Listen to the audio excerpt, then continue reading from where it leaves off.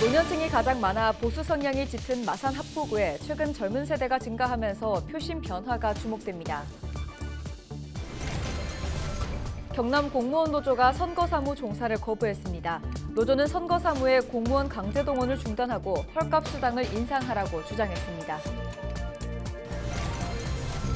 평균 나이 70대인 거창 문해교실 학생들의 특별한 졸업식이 7일 열렸습니다. 그 현장을 다녀왔습니다.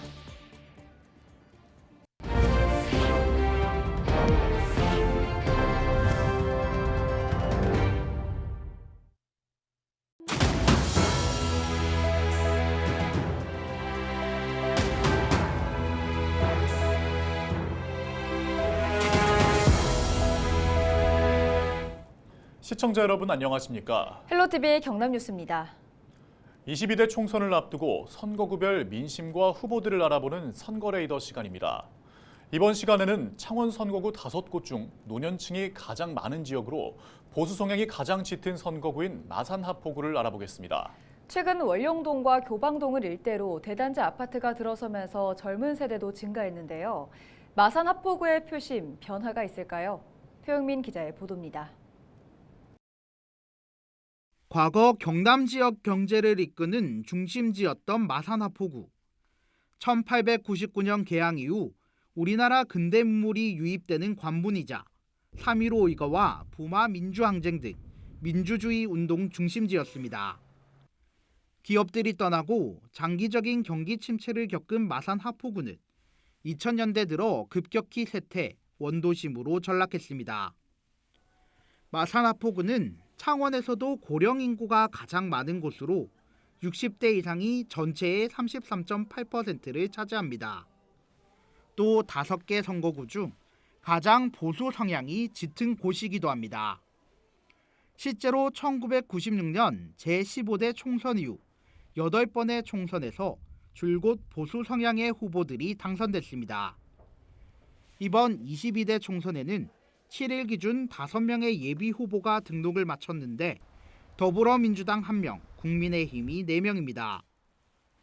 더불어민주당은 이옥선 전 경남도의원, 국민의힘은 김대환 경남도당 부위원장, 김수영 전 경남도당 디지털정당 위원장, 양경동 전 창신대학 건축학과 교수, 강병상 365 병원장이 출사표를 던졌습니다. 이 중 양경동 전 교수는 당내 공천 신청을 하지 않았습니다. 한편 현역인 최영두 의원은 공천 신청을 마치고 출마 선언 시기를 저울질하고 있습니다. 보수 성향이 강한 지역인 만큼 내부 경쟁이 과열될 것으로 예상되는 마산 합포구. 최근 월영동과 교방동을 중심으로 대단지 아파트가 들어서 30, 40대 인구 비율이 높아지면 이들의 표심은 어디로 작용할지 관심이 모아지고 있습니다. 헬로티비 뉴스 표영민입니다. 공직선거법 위반 혐의로 재판에 넘겨진 성낙인 청년 군수가 항소심에서도 1심과 같은 벌금 80만 원을 받아 군수직을 유지하게 됐습니다. 7일 부산고등법원 창원재판부 형사 1부는 성 군수에 대한 항소심에서 검찰의 항소를 기각했습니다. 재판부는 죄질이 가볍지 않다면서도 잘못을 인정하고 있었고 당시 선거에 영향을 미치기 위한 확실한 목적이나 의도가 있었다고 볼 수 없다고 판시했습니다. 성 군수는 이날 항소심 이후 취재진의 질문에 열심히 하겠다고 답했습니다. 성 군수는 지난 2022년 경남도 의원 시절 대학원 동문 모임과 골프 동호회 모임에서 각각 찬조금 20만 원을 낸 혐의로 기소됐습니다. 경남 공무원 노조가 선거 사무종사 거부 의사를 밝혔습니다. 경남 공무원 노조는 7일 경남 선관위 앞에서 기자회견을 열고 선거 상무 동원 거부 의사를 밝히고 13,692명의 서명지를 선관위에 전달했습니다. 또한 읍면동 선거관리위원회에서 간사와 서기 역할을 하는 공무원 500명의 사인계를 받았습니다. 노조는 공무원은 선거 때 투표관리관, 투표사무원, 개표사무원으로 근무하며 12시간 넘게 동원된다고 지적했습니다. 하지만 수당은 최저시급에도 미치지 못한다며 공무원의 희생을 강요하는 강제 동원을 중단하고 헐값 수당을 인상하라고 주장했습니다. 창원시의회 사화대상공원 민간특례사업 행정사무조사 특별위원회가 여야 대립으로 파행을 겪고 있습니다. 조사특위는 7일 기자회견을 열고 사화대상공원 관련 공유지 감정액과 사업 적정성 검증 등 5~6차 회의 내용을 공개했습니다. 또 16일부터 사흘간 전 현직 시장 등 26명의 증인신문을 진행하겠다고 밝혔습니다. 더불어민주당 소속 특위위원들은 반발 기자회견을 열었습니다. 이들은 7일 열린 조사특위 기자회견은 특위 이름을 빙자한 손태화 위원장 개인 기자회견이라고 주장했습니다. 또 편파적, 정략적 행보로 조사특위의 파행을 불러오고 있는 손 위원장의 사퇴를 촉구했습니다.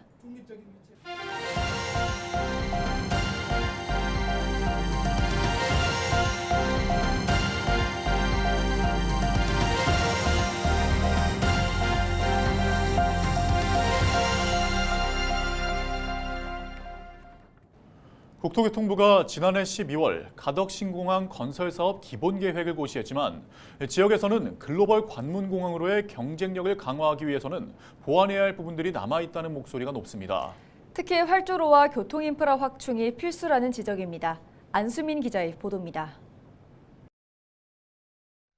부산시가 추정하는 가덕신공항 항공화물 수요는 오는 2040년 100만 톤, 2050년 130만 톤입니다. 하지만 국토교통부 계획대로라면 이 같은 수요를 감당하기 힘들 것이란 우려가 나옵니다. 항공 수요를 동남권으로 한정해 보수적으로 예측하면서 활주로가 하나로 계획됐기 때문입니다. 전문가들은 가덕신공항을 24시간 복합물류 허브공항으로 키우기 위해 제2활주로 건설이 필수라고 강조합니다.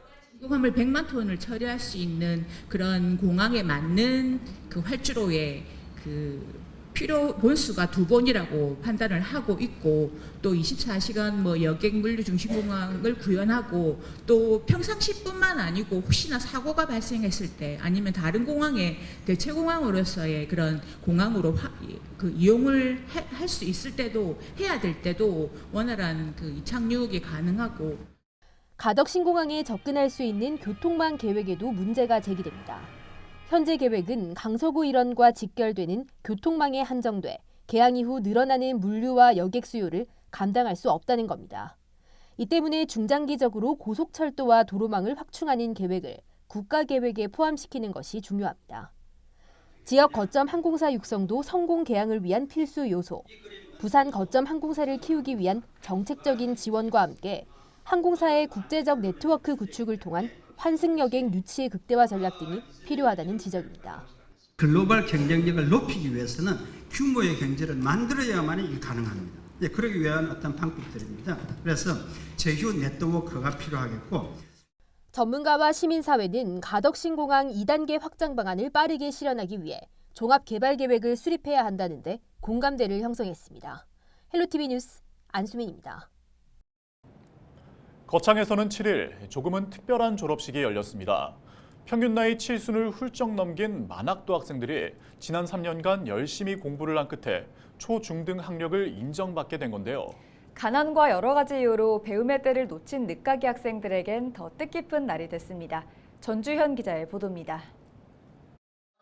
학사모를 쓰고 긴장한 모습이 역력한 학생들.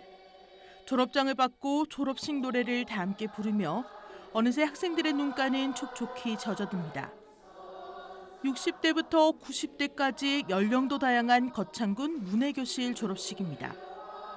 최고령의 나이로 초등교육과정을 졸업한 이군순 할머니는 배움의 끈을 놓지 않는 것이 꿈입니다.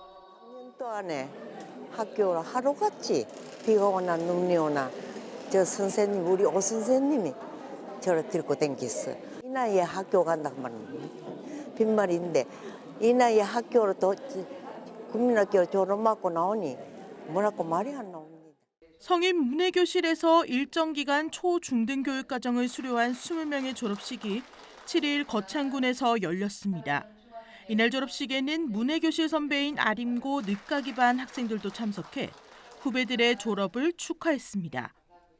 3년간 동고동락했던 선생님들은 어르신들의 새로운 출발을 응원합니다. 대부분 다 중학교 과정에 또 진학을 하게 되고 또 중학교 가서도 즐겁게 또 건강하게 이렇게 생활했으면 하는 게 제 소망입니다. 성인 문해교실은 여러 가지 이유로 배움의 기회를 놓친 성인들에게 정해진 과정을 마치면 초등학교 또는 중학교 학력을 인정해주는 제도입니다. 지난 2016년 시작된 거창군 문해교실은 지금까지 164명의 졸업생을 배출했고 이 중 31명은 고등학교에 진학했습니다.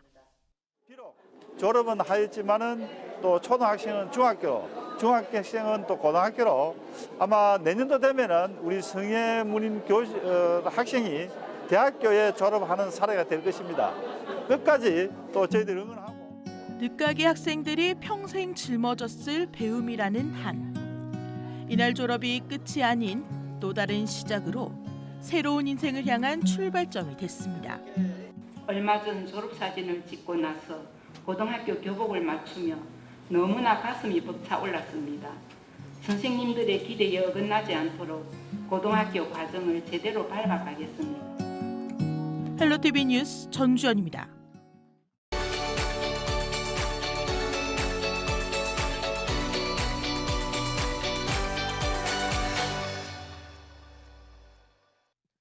이번 제22대 국회의원 선거 4월 10일 수요일입니다.